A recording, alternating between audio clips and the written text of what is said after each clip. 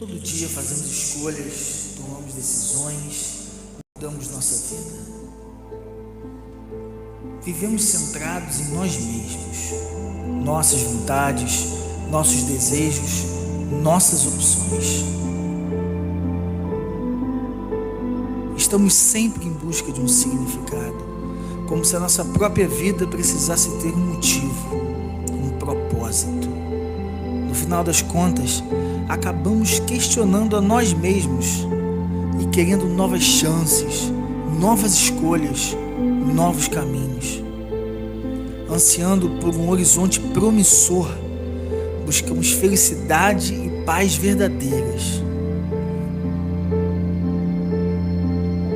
E vemos que nada nesse mundo é capaz de mudar a nossa história. Mas e se fosse possível mudar tudo? E se existisse alguém que pudesse transformar a nossa vida completamente? Não apenas porque ele tem poder para isso, mas porque tudo no universo gira em torno dele.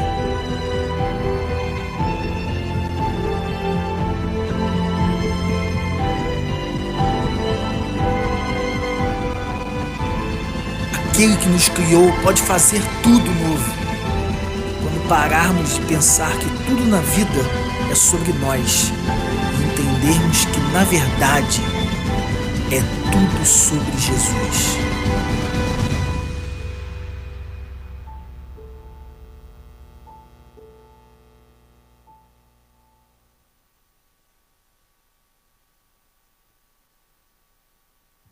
Boa noite. Essa é a nossa série que estamos estudando aqui semanalmente, tudo sobre Jesus. Estamos semanalmente tentando compreender juntos, a partir da palavra de Deus, o que é uma vida centrada em Cristo. O que é uma vida de real entrega, uma vida onde realmente se vive para Jesus Cristo, com Jesus no centro, onde Ele é o mais importante, onde Ele é tudo o que realmente importa. Estamos estudando semana após semana um livro muito especial do Novo Testamento, que é a carta do apóstolo Paulo aos Filipenses, a igreja de Filipos, e tentando compreender, a partir dessa carta, texto após texto, princípios, exortações, ensinamentos, dicas, mensagens de Deus para o nosso coração, que vai nos incentivar, nos ensinar, nos desafiar, nos encorajar a viver uma vida centrada em Jesus. Eu tenho falado aqui que eu e você temos uma capacidade imensa de nos afastarmos do nosso Criador, de nos afastarmos do nosso Senhor. Nós temos uma capacidade imensa de deixar Jesus de fora, na periferia de nossas vidas, e permitir que outras coisas ocupem o lugar central da nossa existência. É por isso que eu e você precisamos de mensagens como essa, de temas como esse. Precisamos ser encorajados, desafiados a compreender o que é realmente uma vida centrada em Jesus. Nós estamos no capítulo 3. No capítulo 3 de Filipenses. Você tem a sua Bíblia, você pode abrir lá em capítulo 3 de Filipenses. E nós estamos falando então sobre essa vida centrada em Cristo, onde tudo tem a ver com Jesus, inclusive, ou melhor, principalmente a nossa salvação. No capítulo 3, o apóstolo Paulo está defendendo a suficiência de Jesus para salvar pecadores. Ele quer combater a falsa religiosidade no meio da igreja, e ele quer afirmar que Cristo, somente Cristo, é suficiente para nos salvar e nos transformar, tal qual os reformadores bradaram lá no século XVI. Paulo levanta a mesma bandeira aqui no capítulo 3 de Filipenses. O que ele quer dizer, e para você entender muito bem o contexto, para você poder compreender muito bem essa mensagem hoje, o tema central de Paulo agora é o seguinte: ele chama a atenção da igreja e diz: olha, preste atenção, saibam que vocês não podem fazer nada para serem aceitos diante de Deus. Eu sei, as outras religiões têm um discurso contrário, é verdade. As outras religiões têm um outro discurso. As outras religiões dizem: olha, faça isso para que Deus possa fazer isso por você. Faça isso para que Deus possa te abençoar. Tem algo nas suas mãos para oferecer a Deus, e quem sabe então a divindade ou as divindades possam derramar o favor sobre você e livrar talvez a sua vida da perdição final. O Evangelho é completamente diferente. E Paulo então vai traçar no capítulo 3 alguns paralelos entre o verdadeiro Evangelho e entre a falsa religião. E nós vimos então na semana passada que ele trabalha com contrastes. O primeiro contraste, ele falou sobre a circuncisão externa, em contraste com a circuncisão do próprio coração. O segundo contraste, ele fala sobre a confiança em Cristo e a confiança em nós mesmos. Em quem você vai confiar? Nos méritos de Cristo, na ação de Jesus, ou no seu próprio esforço para tentar apresentar algo para Deus? Ele vai ilustrar com a sua própria vida. Lembra? A gente viu semana passada. Ele fala da sua própria vida, do seu currículo. Ele diz quem ele era, um religioso perfeito, um cara exemplar. E ele afirma que nada disso foi suficiente para a aceitação dele perante Deus. Somente Cristo é suficiente. Ele chega a afirmar até mesmo que a confiança própria que ele tinha, no seu próprio esforço, no seu próprio mérito, produzia até um efeito ao contrário. Ao invés de aproximá-lo de Deus, o afastava. A gente trabalhou isso no segundo ponto. E por terceiro, nós vimos na semana passada o que era importante em contraste com o que realmente importa.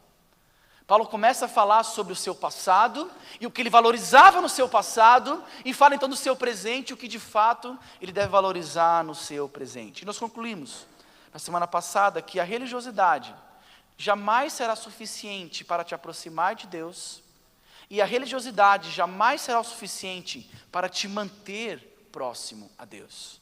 Somente Jesus, somente o Evangelho será o suficiente.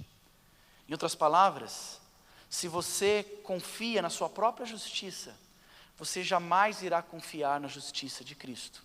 É isso que Paulo queria ensinar para aquela igreja. Hoje, eu quero continuar a partir do versículo 7 e até o versículo 11. A partir do 7 até o 11, e nós vamos estudar um dos textos mais preciosos dessa carta, talvez um dos textos mais preciosos do Novo Testamento. Vou convidar você a acompanhar comigo a leitura que está aqui no telão. A partir do versículo 7. Acho que cortou um pouquinho, né? Não tem problema não. Mas o que para mim era lucro, passei a considerar como perda por causa de Cristo. Mais do que isso, considero tudo como perda, comparado com a suprema grandeza do conhecimento de Cristo Jesus, meu Senhor, por quem perdi todas as coisas. Eu as considero como esterco para poder ganhar a Cristo e ser encontrado nele, não tendo a minha própria justiça que procede da lei, mas a que vem mediante a fé em Cristo, a justiça que procede de Deus e se baseia na fé. Quero conhecer a Cristo, o poder da sua ressurreição e a participação em seus sofrimentos, tornando-me como ele em sua morte, para que de alguma forma alcançar a ressurreição dentre os mortos.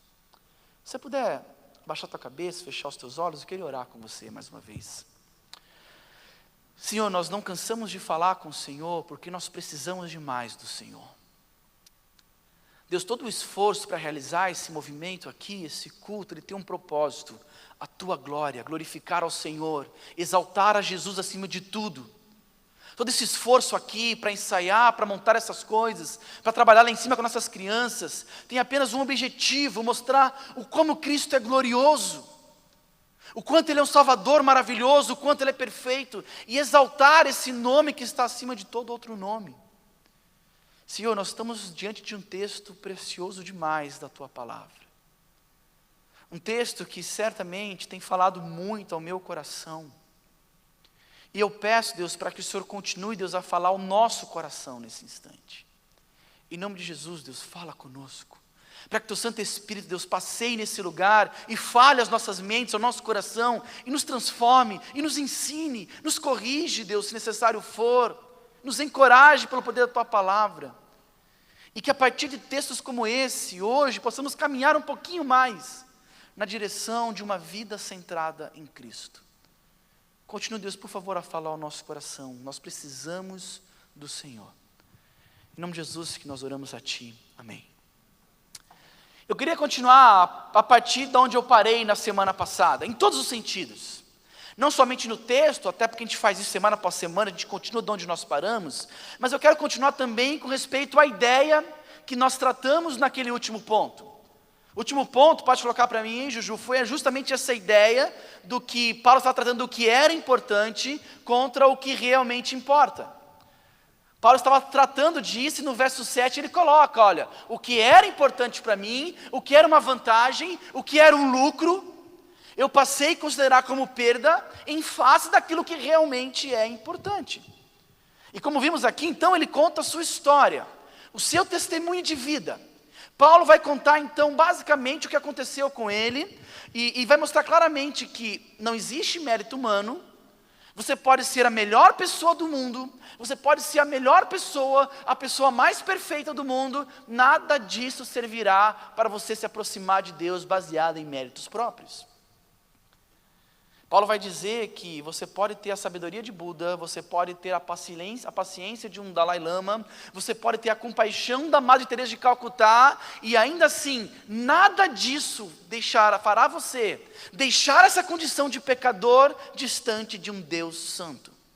Mesmo que você reúna todas essas características, a sua justiça nunca será suficiente para você chegar ao padrão exigido por Deus. É isso que Paulo quer ensinar aqui. Você pode se achar perfeito. Você pode talvez ser um professor Girafales. Lembra do professor Girafales? Lembra dele? Lembra daquela frase dele que resume muito bem essa sentença aqui? Quando uma vez ele ensinando na sua escola diz o seguinte: eu nunca errei. Na verdade, eu errei apenas uma vez na minha vida, quando eu pensei que estava errado. Esse era o professor Girafales, essa era a consciência que ele tinha. E talvez você pode se achar assim. Você pode talvez se achar perfeito. Talvez você pode se achar melhor que os demais.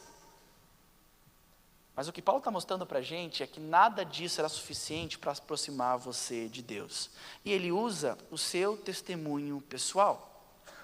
Ele conta a sua história, e a partir desse verso 7, vai ser bem pessoal aqui.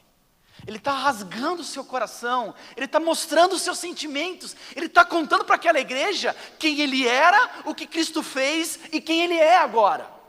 Ele vai contar essa mudança, na verdade ele vai contar aqui o seu testemunho, a sua história de vida. É interessante, ele não vai contar aqui o seu testemunho, porque se você faz parte da igreja, você já deve ter visto várias vezes alguém contar um testemunho. Qual é esse testemunho?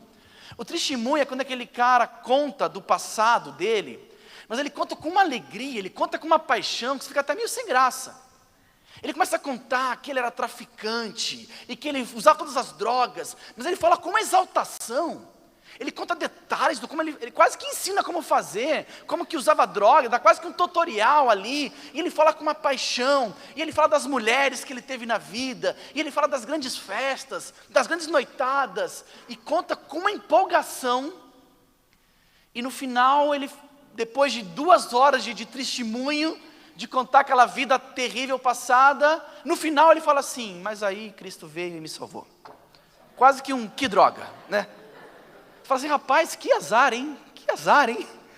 Parece que a vida era tão bacana, que pena que Deus estragou o teu projeto de vida aí. Esse é o famoso testemunho, mas não é isso que Paulo faz aqui. Paulo, embora tivesse um passado religioso perfeito, ele conta isso com tristeza nos olhos. E na verdade, a alegria dele, real, é o ponto dele se encontrar com Cristo. É interessante isso, não? Aliás, deixa eu abrir até um parênteses aqui. Aqui de vocês, talvez até mesmo eu, a começar por mim, tem dificuldade em contar o seu testemunho. Talvez se você é como eu, muitos aqui nasceram num lar cristão. Aqui na rede, quando a gente faz entrevista para novos membros, a gente pergunta, né, como se conheceu a Cristo. E é interessante, normalmente pessoas que nasceram no lar cristão têm dificuldade de responder essa pergunta. Falam, realmente foi um processo, eu não consigo mensurar um momento único na minha vida. Por quê? Porque eu nasci num lar cristão, de pais cristãos. Desde que eu me conheço como gente, eu estou na igreja, eu participo da IBD, e eu tenho dificuldade realmente de precisar o momento onde eu realmente entendi quem Cristo era. E entenda bem, isso não tem problema nenhum, é natural até, acontece comigo, aconteceu comigo. Agora, tem um problema. O risco de você não passar por esse processo que Paulo passou aqui é enorme. Entenda bem, você não é justificado perante Deus pelo seu viver reto, por ter nascido dentro de uma família cristã.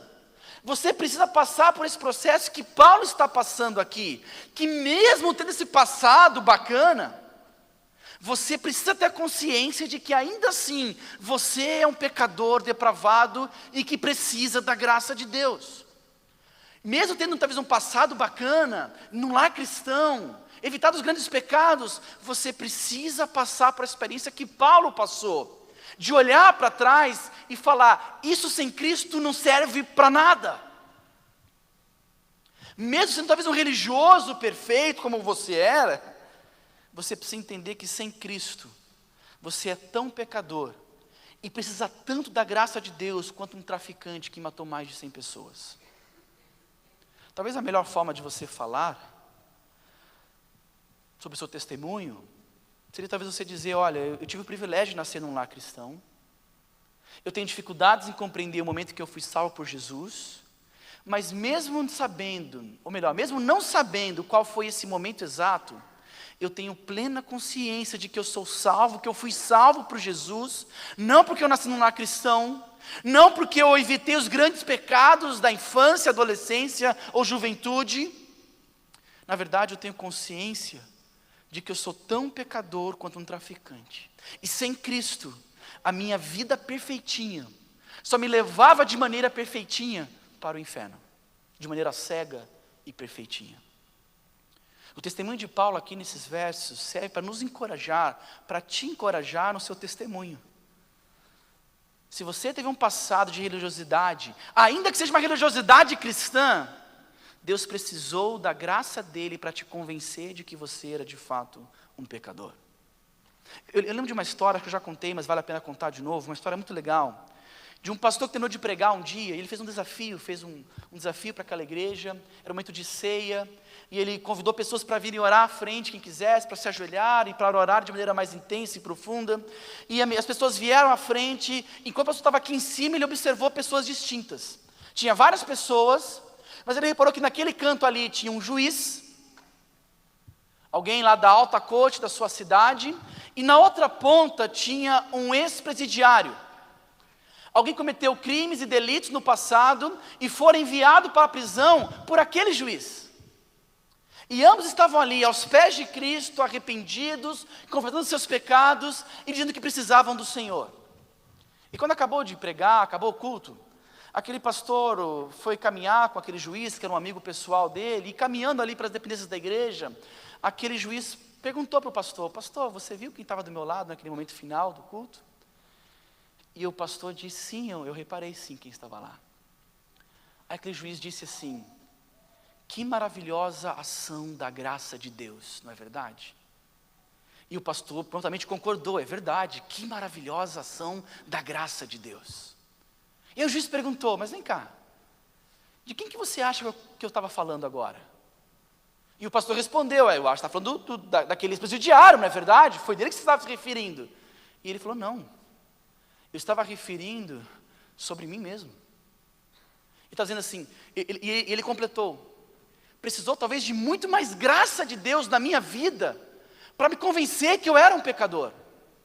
Aquele presidiário, ele sabe que ele é um pecador, ele sabe que ele é um crápula, ele sabe que ele precisa de Cristo, mas eu cresci num berço de ouro, eu nasci num lar cristão, educado nas melhores escolas, precisou de muito mais graça de Deus para me convencer de que eu sou tão pecador quanto aquele camarada do meu lado, e que sem Cristo eu estou tão perdido quanto ele. É isso que Paulo quer nos ensinar aqui. É isso que Paulo, nesse início aqui do versículo 7, quer mostrar claramente que todos nós precisamos de Cristo. Ele mostra que algumas pessoas estão longe de Deus por causa das suas injustiças. Mas ele também mostra que outras pessoas estão longe de Deus por causa das suas justiças, só que são próprias. Esse era o caso de Paulo. Ele não estava longe de Deus por ser um pecador, depravado e dos grandes pecados, não. Ele estava longe de Deus justamente por não ser esse pecador, com P maiúsculo, digamos assim. Mas ele confiava na sua própria justiça. Por isso, então, eu quero terminar esse primeiro ponto. Eu quero te encorajar a ler e reler essas palavras. E talvez, como Paulo, dizer hoje à noite para Deus e para as pessoas que o fato de você ter nascido num lar cristão, participado de escolas dominicais, ter namorado corretamente, ter casado virgem, são coisas importantes, claro, é verdade, mas nada disso serviu para você se justificar diante de Deus. A única coisa que te justifica, que te salva, que te transforma, é o crer em Cristo Jesus. E isso nos basta. E obviamente a partir disso, você vai viver uma vida coerente com o Evangelho. Mas, Paulo não fala só do seu passado. Ele não fala só sobre o que era importante para ele, como diz aí, e o que realmente passou a ser importante para ele. Não, pode voltar um pouco, Juju, estou lá atrás ainda, desculpa. Ele vai falar agora sobre o presente dele. Isso é interessante. Porque no versículo 7, ele trata do passado. O que era lucro, não é mais. Passei a considerar como perda. Mas a partir do verso 8, vai ter uma mudança do tempo verbal. A partir do verso 8, ele vai falar sobre o que é importante para mim, em contraste com o que realmente importa. É essa mudança fundamental do texto. Não é mais uma questão de passado apenas, mas é uma questão de presente. Ele não fala só sobre o seu passado, sobre a sua conversão, isso é importante, já falamos sobre isso agora, mas ele fala sobre o seu presente, sobre a sua vida com Cristo. E o viver com Cristo também vai ter essa tensão. Leia comigo aí no verso 8, olha o que ele diz. Mais do que isso. Considero, agora é considero, não é mais considerava, agora é considero tudo como perda, comparado com a suprema grandeza do conhecimento de Cristo Jesus, meu Senhor, por quem perdi todas as coisas.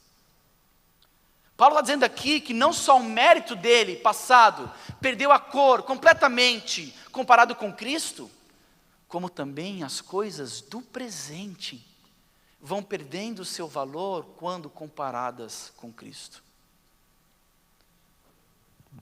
Ele está dizendo assim, olha, as coisas que eu valorizo até mesmo no presente, que outrora eu valorizava, eles vão perdendo também aos poucos o seu valor quando eu coloco Cristo no centro.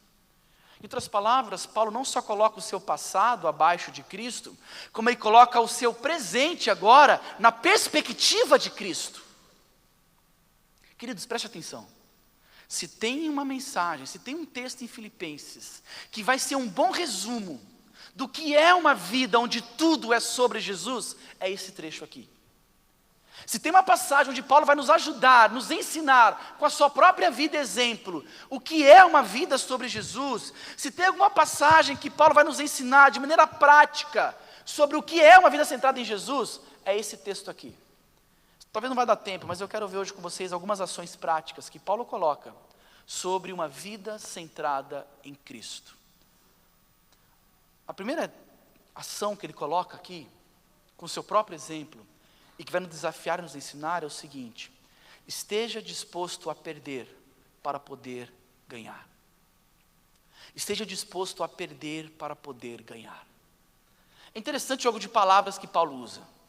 Ele fala por 3 vezes, no verso 7 e no verso 8, essa diferença entre lucro e perda. Entre o que eu valorizo e não valorizo mais. Entre o que tinha valor e o que não tem mais valor agora. Por 3 vezes ele trata desse contraste. Ele afirma no verso 7 e ele afirma por 2 vezes no verso 8. Eu tinha algo e perdi para poder ganhar algo muito melhor.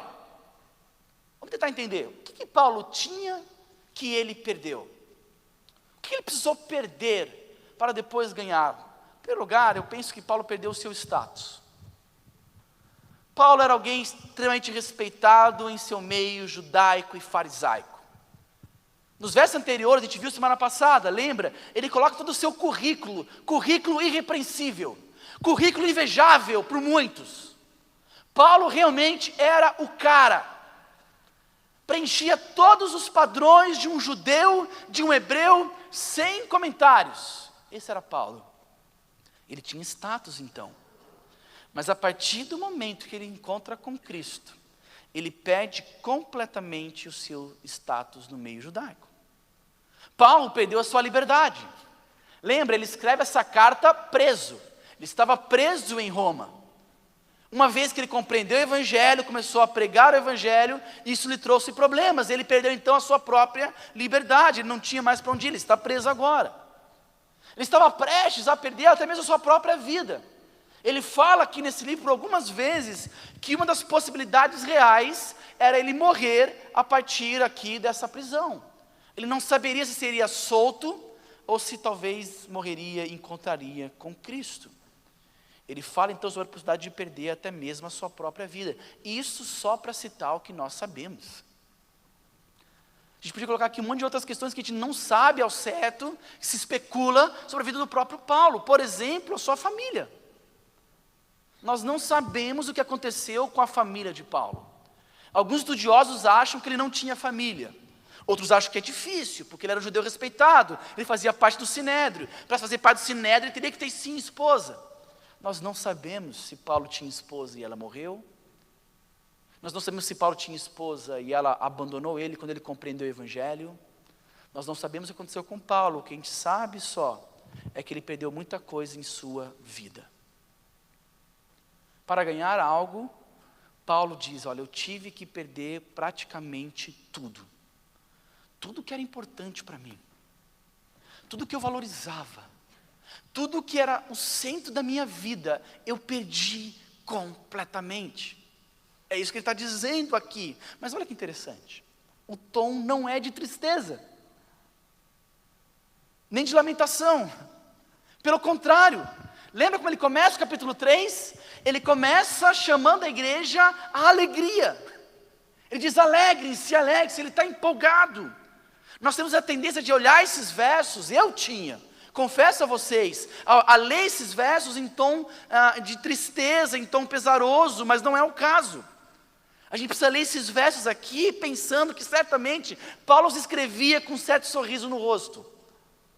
Porque o sentimento dele aqui é de alegria. Sim, ele perdeu muita coisa. Sim, ele perdeu coisas muito boas e importantes na sua vida. Mas para encontrar algo muito melhor. Cristo. Olha o verso 8. É o que ele diz. Mais do que isso. Considero tudo como perda. Comparado com o quê? Com a suprema grandeza do conhecimento de Cristo Jesus, meu Senhor. Ele afirma, realmente eu perdi muita coisa, mas comparado com o que eu ganhei, eu não perdi nada. Ele diz, olha o que eu ganhei.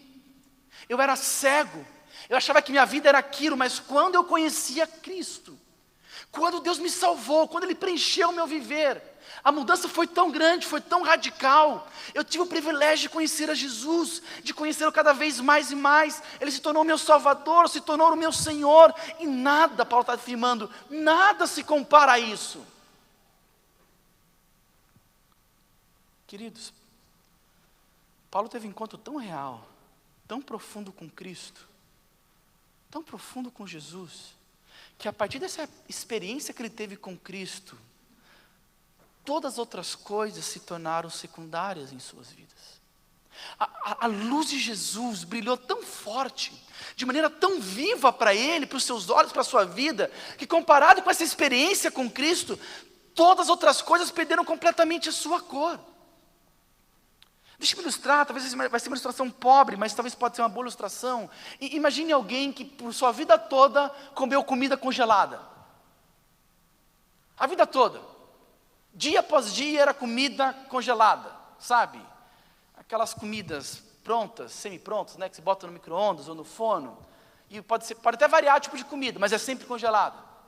É carne congelada, sabe aquela carne gostosa, congelada, processada? Sabe nem do que é? A pessoa comia aquilo lá a vida toda. E aí chega o belo dia que alguém chega para essa pessoa e fala assim, hoje não vai ser comida congelada. E essa pessoa vai lá e ela bota na frente daquela pessoa que comeu a vida toda comida congelada, aquele corte nobre do filé mignon. Ela sente já um cheiro diferente, ela já vê, obviamente, uma aparência diferente. E alguém que comeu aquela carne processada, dura, tem à sua frente agora um corte fino, de um Black Angus. Gostou dessa? Sabe? Daquele boi que cresceu no apartamento, o boi. Nunca caminhou 10 metros aquele boi. E ela olha aquela carne, e pela primeira vez na vida ela pega aquela faca, ela acha que não vai cortar, porque a faca está cega. Mas ela só passa a faca por cima assim, a carne vai se desmanchando. E ela pega aquele pedaço e coloca na boca, e aquela sensação, aquela experiência de comer aquilo pela primeira vez, é algo que certamente vai marcar profundamente aquela pessoa. Pergunta, ela vai querer voltar para a comida congelada? Não, jamais. Aliás, esse é o ruim de você comer churrasco bom, né? Você não quer comer um churrasco ruim, outra coisa. O que Paulo está colocando aqui é justamente isso. Quando ele experimentou Cristo, quando Cristo transformou, quando Cristo mudou a sua vida, seus planos, seus sonhos, a sua ética, toda a sua existência, foi tão colorido, foi tão real, foi tão intenso, que ele não queria jamais voltar para alguma outra coisa. É isso que ele quer ensinar aqui. Eu perdi muita coisa, é verdade, mas comparado com o que eu ganhei, nada se compara. Talvez Paulo vá nos ilustrando aqui as palavras do próprio Jesus, lá em Mateus capítulo 16, quando Jesus disse para os seus discípulos: pois quem quiser salvar a sua vida, a perderá. Mas quem perder a sua vida por minha causa, a encontrará.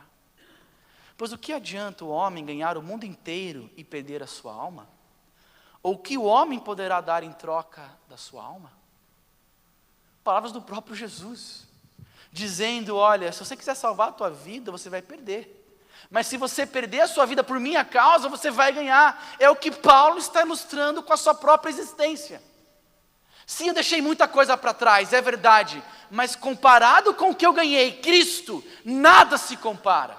Nada se compara com a existência de Cristo na minha vida. Nada se compara com a experiência de viver para Cristo. Queridos, por favor, eu e você precisamos olhar para textos como esse e falar: Senhor, faz isso comigo. Eu olho para passagens como essa e falo: Senhor, não é possível. Tem tanta coisa na minha vida que tira o brilho do Senhor. Por vezes, tantas coisas, eu me pego achando outras coisas mais importantes e coloridas do que o Senhor. Por vezes eu olho para a minha vida e percebo que algumas coisas têm muito mais importância e peso na minha existência do que o Senhor. Eu não quero viver assim. Como Paulo, eu olho para uma passagem como essa, onde ele está nos ensinando o que é uma vida tudo sobre Jesus, e falo: Senhor, me ajuda a perder o amor, o brilho por essas coisas secundárias, e para que o meu coração, para que a minha mente de fato seja completamente cativa a Ti.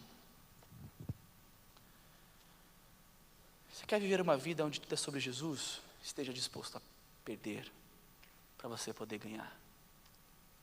Eu não posso deixar de citar uma frase aqui do Francis Chan, que até citei essa frase ontem no estaleiro, quando Francis Chan disse que nosso maior medo não deve ser o fracasso, mas ser bem-sucedido em algo que não importa.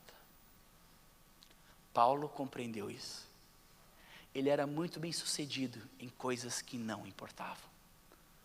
Mas a partir do momento que ele encontrou com Cristo, a sua existência mudou completamente.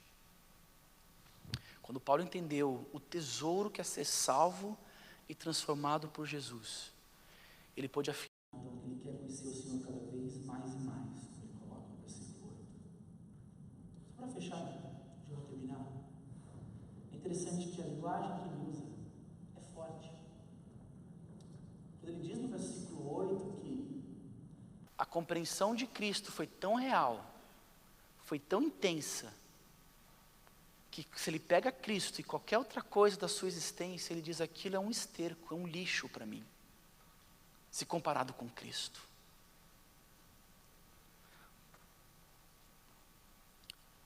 Um pensador secular escreveu certa vez sobre o idealismo norte-americano de sucesso e de prosperidade.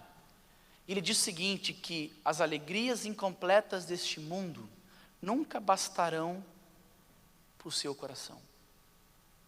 As alegrias incompletas deste mundo nunca bastarão o seu coração.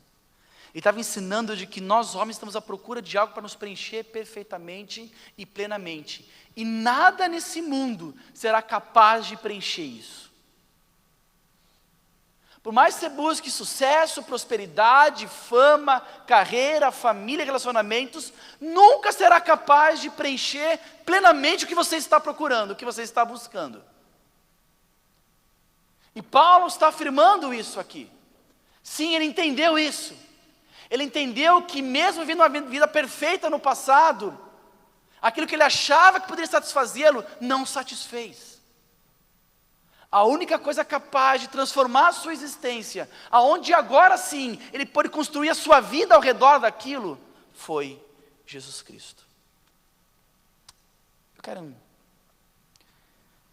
encerrar sugerindo para você, talvez ao longo dessa semana, talvez a começar por hoje à noite, olhar para passagens como essa e fazer orações ao Senhor. Orações reais e sinceras, não oração de hipocrisia. Porque talvez quando olhamos para textos como esse, a nossa primeira reação é sermos hipócritas. Ah, que legal, façamos essas palavras de Paulo as nossas palavras. Não é assim que funciona. Ah, que legal, eu posso afirmar que para mim o passado, aquilo que eu considerava como lucro é perda, e o que realmente importa agora é Cristo, é conhecer a Cristo, é andar com Cristo, é viver para Cristo. Não é assim que funciona. Você precisa, eu e você precisamos passar por essa experiência real e transformadora de compreender esse tesouro que é Cristo Jesus. E a partir dessa compreensão, essa compreensão profunda, que vai lá no âmago do seu ser, do Evangelho, a partir dessa compreensão, você de fato começar a mudar valores, sonhos, projetos, conceito de sucesso e por aí vai. Eu queria te sugerir, essa semana junto comigo, ler mais sobre Cristo. Talvez ler os Evangelhos essa semana, não todos, mas começar a ler os Evangelhos, começar a tentar compreender quem realmente Jesus é e o que Ele fez, e pedir para que Deus te deixe maravilhado com essa leitura, e clamar para que Deus, a partir do seu Santo Espírito, trabalhe em você, e para que você fique maravilhado ao ler o Evangelho, ao ler sobre Jesus, ao ler sobre o que Ele fez. E para que essa maravilha se transforme em algo último para você. Como Paulo diz nesse verso 8, que a sua intenção real, que o seu desejo, seja conhecer Cristo cada vez mais e mais.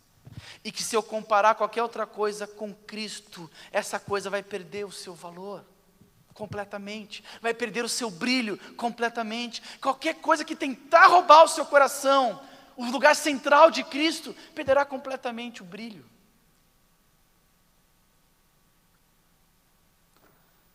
Esse verso 7, e esse verso 8, do capítulo 3, ele deve de alguma forma mexer comigo e com você. Ou talvez você vai ficar com raiva de Paulo, porque ele está almejando, desejando algo que você talvez não consegue desejar. Talvez você vai estar inspirado por Paulo, porque vai dizer na continuação, a gente vai ver isso na semana que vem, que ele almeja isso aqui, mas ele não conseguiu viver plenamente isso aqui. A gente vai ver isso semana que vem. Seja qual for o teu sentimento, só não saia daqui indiferente. Só não saia daqui, tudo bem. Não é tudo bem. Eu quero que você saiba, porque eu tenho lutado contra isso, que o nosso coração tem uma capacidade imensa de focar outras coisas no centro da nossa existência. Pode ser a sua carreira, pode ser a sua família, pode ser esse relacionamento, teu namoro, noivado, pode ser a tua profissão, pode ser teu estudo, pode ser mesmo os teus planos. Qualquer coisa pode ser o centro da tua existência. Qualquer coisa você pode chamar de ganho, de lucro, de aquilo que realmente importa. E exortados pelo Espírito Santo de Deus, eu e você precisamos passar por essa experiência real, profunda de compreender quem Jesus é, de compreender realmente o que Ele fez, ao ponto de você pegar aquilo que você mais valoriza, colocar em segundo plano e falar: isso aqui, comparado com Cristo, é nada. Minha oração por mim e por vocês essa semana é que Deus nos dê a alegria de passar por essa experiência, de você sondar o teu coração, de você clamar para que Deus sonde o teu coração e Ele te mostre o que ganho é esse que você está se apegando e você não quer perder, e que isso tem tirado o brilho, tem tirado a vida de Cristo na sua vida. Obviamente a gente tem outros pontos para conversar hoje, mas aí nós vamos parar por aqui. Queria convidar você a abaixar a sua cabeça, fechar os teus olhos.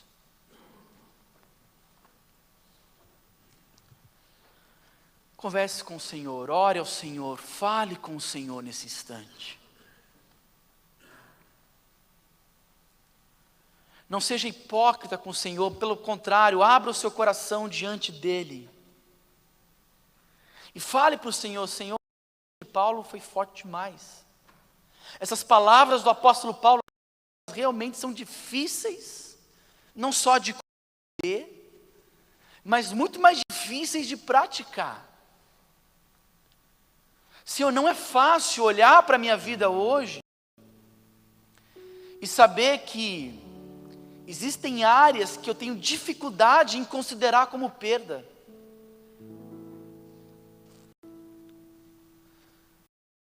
Senhor, há áreas da minha vida hoje que eu confesso ao Senhor que eu tenho dificuldade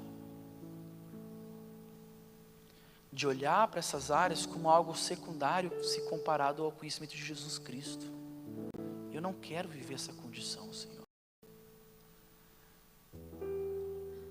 E certamente o Senhor quer ensinar essa igreja aqui a também não viver essa condição. Um cristianismo superficial, de um cristianismo onde qualquer coisa é mais importante que Jesus, de um cristianismo sem Cristo, onde a presença de Jesus, onde os valores de Jesus, onde a vida de Jesus acaba se tornando algo extremamente distante da nossa realidade do dia a dia. Senhor, nós não podemos viver assim. Nos ensina, Deus, o que é realmente uma vida. Tudo é sobre Jesus.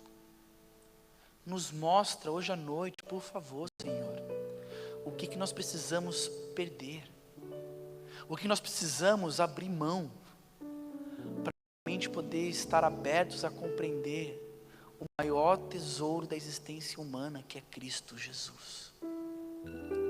Fala, Senhor, ao nosso coração. Eu oro ao Senhor, eu clamo ao Senhor. Nos dá essas experiências que Paulo teve, de crer em Jesus, de confiar plenamente em Jesus, de se alegrar em Jesus, de viver no dia a dia a capacidade de descansar, de ter prazer, de confiar em Cristo Jesus. Nos livra, Senhor, por favor, de uma religiosidade vazia, de uma religiosidade aparente apenas, de um fim de semana, de um domingo. Uma religiosidade onde eu olho para o outro e me acho melhor do que o outro. Nos livra, Senhor, por favor, de confiar nos nossos próprios. Eles não são nada perante o Senhor. São trapos de imundícia os nossos méritos perante Ti. E nos ajude a confiar única e exclusivamente nos méritos de Jesus, naquilo que Ele fez por nós, porque Ele, somente Ele é um perfeito Salvador. E abre os nossos olhos, Deus, para compreender Jesus não apenas como um Salvador perfeito, mas como um Senhor das nossas vidas.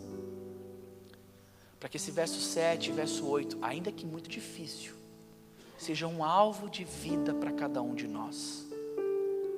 Para que aquilo que hoje tem dominado o nosso coração, a nossa existência, as nossas vidas, ao perceber quem Cristo é, ao ter experiências reais com Jesus de Nazaré, para que essas experiências sejam tão fortes, tão reais, tão vivas, que o Senhor, Deus, possa ocupar o lugar central da nossa existência.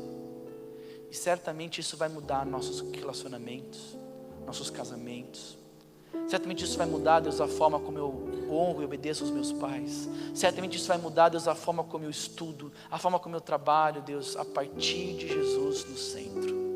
Essa é a minha oração, Deus, esse é o meu desejo. Em nome de Jesus que nós oramos. Amém.